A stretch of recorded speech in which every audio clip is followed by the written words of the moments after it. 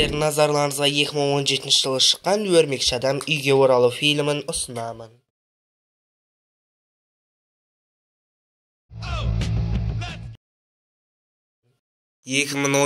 жылы Нью-Йоркқа Читаури әскерлерінің шабуылынан кейін Стар компаниясы мен ақш үкіметі Читауридің қалған қалдықты жинайтын қауіпті бақылау организациясын құрады. Бұл организацияның кесірінен күн көрсін әрең көріп жүрген жекеменшік мусорщиктерге қиындық туды. Сол жердегі Томас деген мусорщик Читауридің қалған қалдықтың біразын өзінде қалдырғысы келді. Арада 8 жыл өтті. Томас қару жасайтын топ құрып, өзі болса сұңқар деген шайқасатын костюм жасап үлгерді. Питер Паркер, яғни өрмекші адамды Тони Старк кек алушылар арасындағы оқиғаға шақырады. Ал ол барлық оқиғаны телефонына түсіріп жүреді және Хэппи Колганмен тиісіп ойнайды. Тони Паркерді үйіне жеткізгенде Хэппи Тонидің кураторы болатынын айтады және әлі кек алушыларға өрмекші адамды алмайтынын айтады. Сондықтан Питер мектептегі оқуын оқып, қарапайым жасөспірім өмірін сүріп, Старктың тапсырма беруін күтуге мәжбүр. Арада 2 ай өтті. Питер әлі тапсырма күтіп жүр. Бос уақытында әпшесіне Старктың стажировкасына кетемін деп, қалада кішігірім қылмыскерлерді ұстаумен айналысады. Ол іске байланысты ол мектептегі көптеген іс-шараға қатысуды тоқтатады. Тіпті ұлттық ғылыми чемпионатқа қатысудан бас тартты. Кеш уақытысында Питер банк тонамақ болған ұрыларды тоқтатпақ болады. Бірақ ұрыларда ерекше қаруы бар екен және сол қарумен Питерге таныс қарама-қарсы орналасқан дүкенді ұрылар өртеп жібереді. Бұл жайлы Питер Хэппиге айтқысы келеді, бірақ Хэппи кек алушылар базасы басқа жерге ауысып жатқандықтан сөйлеспейді. Питердің өрмекші адам екенін досы Нед біліп қояды. Питер ешкімге өзінің өрмекші адам екенін айтпауды өтінеді және тіпті әпкесі Мэй де білмейтінін айтады. Нед Питерге әртүрлі сұрақтар қойып, өзін әрқашанда көмектесуге дайын екенін айтады. Келесі күні қыздар сөйлесіп отырған кезде Нед Питердің өрмекші адаммен таныс екенін айтып қояды. Сөйтіп Питердің жақсы көретін қызы Питерге өрмекші адамды вечеринкаға келуін өтінеді. Мэй әпше Питерді вечеринкаға жеткізіп тастайды. Біраз Питер өрмекші адам болып келуден қорқып тұрды. Сол кезде оның сыныптасы бұзық Флэш Питерді мазақтайды. Сөйтіп Питер өрмекші адам киімін кие бастайды. Сол кезде біртүрлі бір жарықты байқап, сол жаққа көмектесуге кетіп қалады. Ол жерде қару сатып жатқан ұрыларды көріп, оларды қуалай жөнеледі. Сол жердегі бір ұры Томасқа звондайды. Томас сұңқар киіммен келіп, өрмекші адамды тым биікке көтеріп, лақтырып жібереді. Суға батып бара жатқан Питерді темір адам құтқарып қалады. Осы кезде Питер костюмде жылытқыш датчиктері бар екенін біледі. Сөйтіп Питер барлық мән-жайды айтады. Ал темір адам оны бала деп есептеп, бұл ұрыларға жақындамауды айтып кетіп қалады. Питер қайтып бара жатқан уақытында ұрылардан түсіп қалған қарудың қалдығын табады. Томас базаға жеткен соң қару қалдығы жоғалғанын біліп, ашуланып өрмекші адамды ұсталып қалған ұрыны өлтіріп, қаруды табуды бұйырады. Екі дос белгісіз затты шашып жатқанда өзгеше энергия көзін табады. Сабақтан соң кеше кездестірген бір ұрыны танып қойып, артына GPS қойып кетеді. Күні бойы ұрының жүргенізін қарап, басқа қалаға кетіп қалғанын байқайды. Сол себепті ұры барған қалаға шығатын ұлттық ғылыми чемпионатқа қатысуға кетеді. Жолда оған Хэппи звондап, қаладан кетіп қалып жатқанын байқайтындығын айтады. Осыдан кейін ол қонақ үйде костюмдегі GPS-ті алып тастайды. Досы Нед болса, костюмдегі программаны шұқылап отырып, дауыс ассистенті бар функцияны қосады. Осы арқылы ол ұрылар отырған көлікке жетеді. Осы кезде қауіпті бақылау организациясының Читаури әскерлерінің қарулары сақталған грузовиктері өтіп бара жатады. Сұңқар келіп грузовиктегі қаруды ұрламақ болғанда өрмекші адам тосқауыл болып, өзі грузовиктің ішінде қалып есінен талып қалады. Өз-өзіне келгенде қауіпті бақылау организациясының жабық қоймасында екенін көреді. Уақытты өткізу үшін өзінің костюмын тексереді. Сұңқар ұрламақ болған заттарды ақтарады. Осы жерде Неттің сумкасында бар қарудың қалдығы қауіпті жарылғыш граната екенін көреді. Оны досына хабарлайын дегенде қоймада байланыс ұстамайды екен. Сөйтіп қоймада өзі взломат етпекші болып, тек таңғы уақытта ғана қоймадан бірақ шығады. Ол жарысқа кешігіп барады. Бұл кезде достары Вашингтондағы монументті көруге бара жатыр. Питер Нетке қауіпті хабарлап үлгере алмай қалады. Ол жарылғыш қосып лифтіде жарылып кетеді. Өрмекші адам монументке өрмелеп шығып, соңғы уақытта құлап бара жатқан лифтіні ұстап үлгереді. Бұл кезде өрмекші адам ұрыларға кедергі жасай бергеннен соң Тумстың адамдары қару жасайтын шикізат жетпей жатқанын байқайды. Осы кезде олар жаңалықтан өрмекші адам лифтідегі оқушыларды құтқарып қалғаны туралы репортаж көреді. Келесі күні Питер ұрыларға барынша тосқауыл болғысы келіп, дауыс ассистенті Карен арқылы қару сатып алмақшы болған ұрыны тауып алады. Оны тергеп, Читаури қаруы бар ұрылар қазір кемеде екенін біледі. Бұл жердегі ұрыларды бақылап жүріп, Скорпион атты лақап атқа ие ұры қару сатып алмақшы болып жатқанын көреді. Ұрыларға кедергі жасайын деп жатқанда Питерге Старк звондап қалады. Тумс өрмекші адамның осында екенін естіп, өз костюмын киіп, өрмекші адаммен және ФБРмен шайқаса кетеді. Шайқас кезінде сұңқардың бір қаруы қалып кетіп, ол жарылып, кемені қақ ортасынан екіге бөледі. Кеме құламас үшін өрмектері мен өрмекші адам ұстап тұрады. Өрмектері үзіле бастағанда темір адам келіп, кемені жөндеп кетеді. Тони Старк Питер Паркердің 15 жасар балаға сенгеннен қатты налып, оны тыңдамағанын айыптап, костюмды тартып алады. Үйге келгенде мәйәпше Питерді мектептен қашқанына ашулы екен. Сөйтіп Питер Старктың стажировкасынан қуылғанын айтады. Осыдан кейін қарапайым оқушының күніне оралады. Осы кездерде батылдығын жинап жақсы көретін қызы Лизге өзін жақсы көретінін айтады да, оны бітіру кешіне шақырады. Питер Лизбен бітіру кешіне бірге бармақ болып, алып кетпекші болғанда, оның әкесімен танысады, және ол Тумс екен. Питердің түрі бірден өзгеріп кетеді. Бара жатқанда Лиз әкесіне Питердің Тони Старкты және өрмекші адамды танитынын айтып қалады. Және Тумс өрмекші адам деген Питер Паркер екенін сезіп қояды. Питерді Тумс сәл көлікте ұстап қалып, қызын лифтіден құлау кезінде құтқарып қалғанына рахмет айтып, ендігіде ісіме аралассаң өлтіремін деп айтады. Кешке келген соң Лизге мен саған лайық емеспін деп кетіп қалып, өзінің бұрынғы киімін киеді. Оны Тумстың бір адамы күтіп алып, ұрып жатқанда Нет шығып, ұрыға өрмек атып, Питерді ұтқызады. Сөйтіп Питер Нетке Хэппиге хабарласып, Тумс деген қауіпті ұры бар екенін айтуды бұйырады. Және Питер бағана Тумстың көлігіне телефонын тастап кетіп еді. Сол арқылы Тумстың қайда кетіп бара жатқанын GPS арқылы табуды да бұйырады. Нет Хэппиге хабарласқанда Хэппи кек алушылар мұнарасындағы заттарды жаңа базаға ауыстырып жатқандықтан тұтқаны бірден өшіріп тастайды. Осы кезде Питер Тумстың кек алушылардың заттарын тасымалдап жатқан ұшақты тонайын деп жатқанын біліп қояды.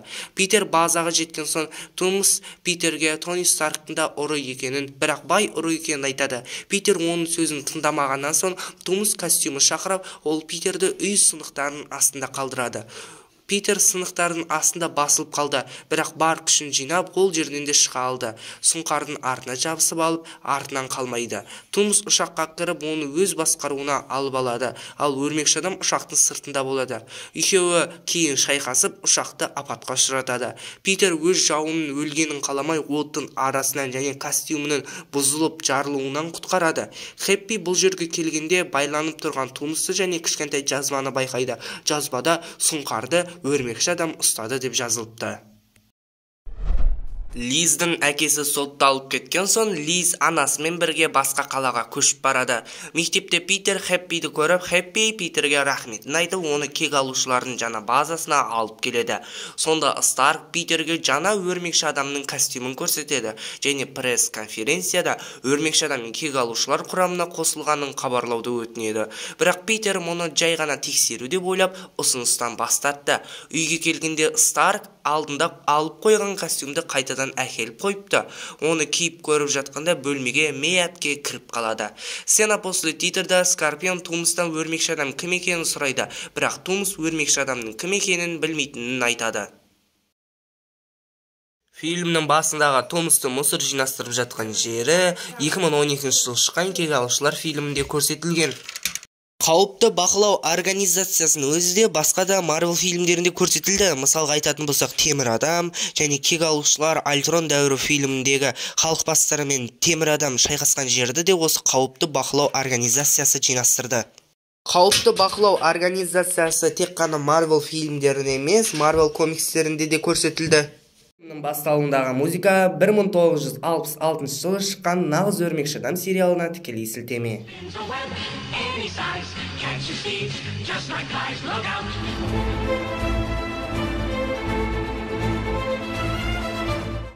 Питер Паркер оқитын мектептің директоры Капитан Американың екінші дүниежүзілік соғыс кезінде бірге болған әскердің тікелей баласы болып табылады.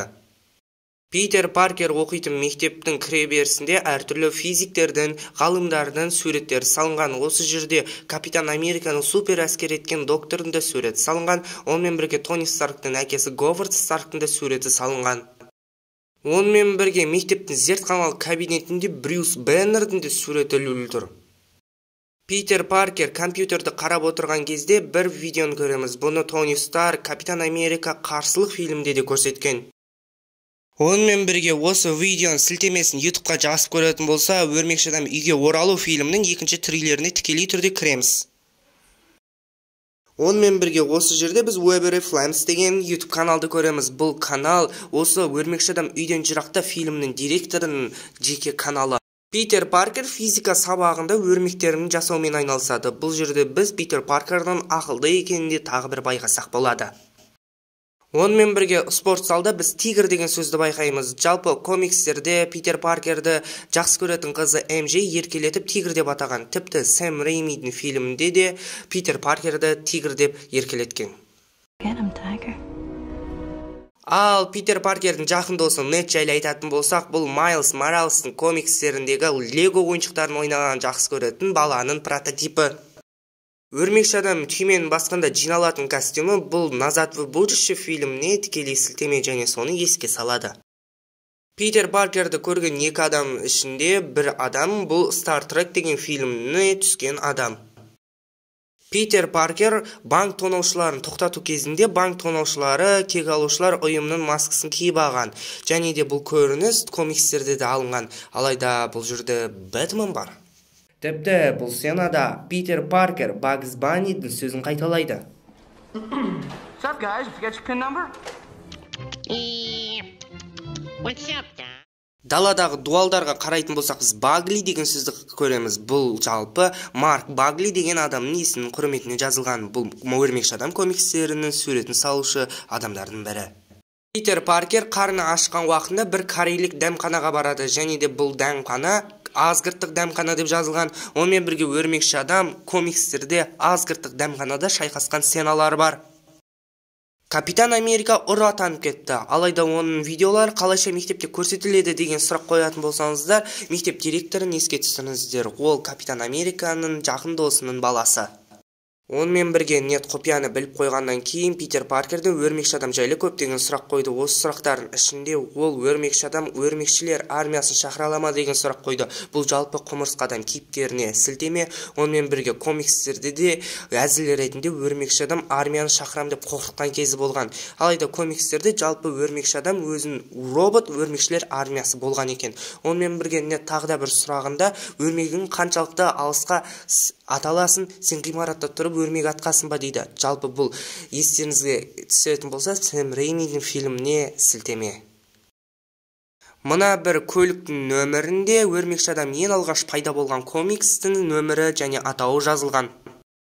Питер Паркер көпір астындағы ұрыларды тексеру кезінде біз мына бір ұрыны кездестіреміз. Жалпы бұл ұрының лақабаты Брадиаго екен. Онымен бірге тағы да екінші лақабаты Брайан Миккели деп шықты. Бұл дегеніміз Брайан Майкл Бендиске және де Сара Пиккелиге тікелей сілтеме, және де бұл екі автор да Өрмекші адамның комикстерінің суретін салушыларының бірі. Ал осы бір Брадиагоның туған жылына қарайтын болсақ, 1984 15 сәуір деп шықты. Және де дәл осы жылы Өрмекші адам бір комиксі шықты, және де осы жерде Өрмекші адам жасыл гоблинмен шайқасқан. Өрмекші адам осы ұрыны тергеу кезінде осы ұры өзінің жиені бар екен айтады. Онымен бірге бұл жиені деп тұрғанымыз Майлз Моралес. Егер де оны біз еске алып қарайтын болсақ, бұл болашақта Брадиаго болуы мүмкін деген қорытынды шығарсақ та болады. Осы жердегі бір көліктің нөміріне қарайтын болсақ, бұл ең алғашқы Чокердің Өрмекші адаммен шайқасқан комиксіне сілтеме.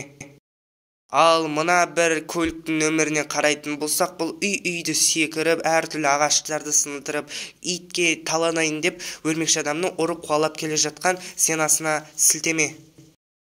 Онымен бірге бұл сцена американдық бір киноны дәлме-дәл қайталап отыр, және де ол киноның өзінде де көрсетілді. Сұңқар аспанға көтерілу кезінде айдың үстімен өтеді, және де бұл Бэтмен фильміне тікелей сілтеме. Онымен бірге Сұңқардың рөлінде ойнайтын Томас Бэтмен рөлінде ойнаған кезінде. Өрмекші адамды Тони Старк бір кезде көрші мен досқа жақын өрмекші адам деп атады, және де бұның өзі де Питер Паркерге ұнап қалды. Жалпы комикстерде өрмекші адамды дәл осылай атаған кездер өте көп болған. Тіпті соған арнап комиксінде атын қойған. Ал Шокер қаруына қарайтын болсақ, бұл алғашқы кек алу қарсыласы фильміндегі Кроссбоунстың қаруына өте ұқсас. Онымен бірге Нед пен өрмекші адам, яғни Питер Паркердің амандасқан және қоштасқан кезде әртүрлі қимылдар жасайды. Бұл қимылдар кек алушылар фильмінің әртүрлі кейіпкерлеріне тікелей сілтеме. Өрмекші адам ұрыларды аңду кезінде кішкентай өрмекші GPS-ін лақтырады. Бұл жалпы Дэти шпион фильміндегі өрмекші сияқты шпионға өте қатты ұқсас. Питер Паркер жарысқа бара жатқан уақытта Трискелион деген сөзді оқимыз. Бұл жалпы қалған ұйымының штаб пәтерінің атауы. Бұл жерде Питер Паркерге әртүрлі сұрақтар қойып жатқан кезде вибраниум жайлы сұрақта қояды. Онымен бірге бұл жерде тағы да бір азиаттық қыз болады. Комикстерде бұл қыз өрмекші адам қабілетіне ие болып кетеді кейіннен. Фильмде өрмекші адамның костюміндегі ассистенттің аты Карен деп аталды. Бұл жалпы Спанч Бобта Карен атты роботқа пасқалық секілді. Онымен бірге костюмде өлтіру атты режим бар. Бұл жалпы болашақта болатын кек алушылар финал фильмінде өте көп көмегін тигізеді. Онымен бірге өрмекші адам сұңқар ұрламақ болған заттарды тексеріп жатқан кезде Альтрон роботының сынықтарын көреміз. Өрмекші адам роботының сәл ғана маңында A113 деген санды көреміз. Жалпы A113 дегеніміз Pixar'дың, онымен бірге кек алушылардың бірінші бөлімінде көрсетілген сан. Естеріңізге сала кетсек, Marvel мен Pixar'ды бір компания сатып алған, яғни Disney сатып алған. Өрмекші адам мұнарадан секіргенде қанатшасын көреміз. Бұл жалпы өрмекші адам ең алғашқы шығарылымның сыртындағы костюміне өте ұқсас. Ал Скорпионға келетін болса, Скорпион жалпы комикстерде де болған. Көлік маркаларына қарап шығатын болса, мына жердегі көлік маркасында өрмекші адам мен сұңқардың ең алғаш шайқасқан комиксіне сілтеме. Ал мына жерде бірден екі комикске сілтеме жасаған. Оның ең алғаш Скорпионның ең алғаш адам түрінде пайда болатыны, ал мынау бөлімі Скорпионның костюм киіп пайда болатын бөліміне сілтеме жасаған. Сұңқар өз костюмын шақырған уақытында өрмекші адамның артынан ұшып өтеді. Жалпы бұл Сэм Рэймидің бірінші бөлімдегі жасыл гоблиннің гидроскутері арттан ұшып келген уақытқа өте ұқсас келеді. Өрмекші адамның үй сынықтарын көтеруі жалпы комикстерде көрсетілген. Өрмекші адамның жарты бейнесін көрсетілуі комикстердің басты беттерінде көрсетілген. Ал Тони Старк көрсеткен жаңа костюм жайлы айтатын болсақ, бұл костюм темір өрмекші адам деп аталады, және де бұл комикстерде де тағы да көрсетілген. Онымен бірге пресс-конференцияға шығып кек алушылар ұйымнан қосылғанын хабарлауда комикстерде көрініс тапқан. Ал мына жерде анық түрде Майлз Моралестің бейнесін көріп тұрмыз. Темір адамның екінші бөлімінде темір адамның ойыншық бас киімін киген бір баланы көрген едік. Ал енді осы өрмекші адам үйіне оралу фильмінің соңғы жағындағы суреттерге қарайтын болсақ, сол баланы біз Питер Паркер екенін білуімізге болады. Өрмекші адамның дәл осы бөлімінде басқа бөлімдерге қарағанда Питер Паркердің сыныптастары аса қатты харизмалы бола алмады. Бірақ та фильмнің жақсы тұстары бар. Мысалға, өрмекші адамды ойнайтын Том Холланд өрмекші адам рөліне нағыз жаратылғандай өте әдемі көрінеді. Және де басты жауыз құзғын да өте керемет ойластырылған. Осымен видео аяқталды. Видеоны арнаға тіркеліп, лайк басып, өз ойларыңызды жазып кетіңіздер. Қош сау болыңыздар.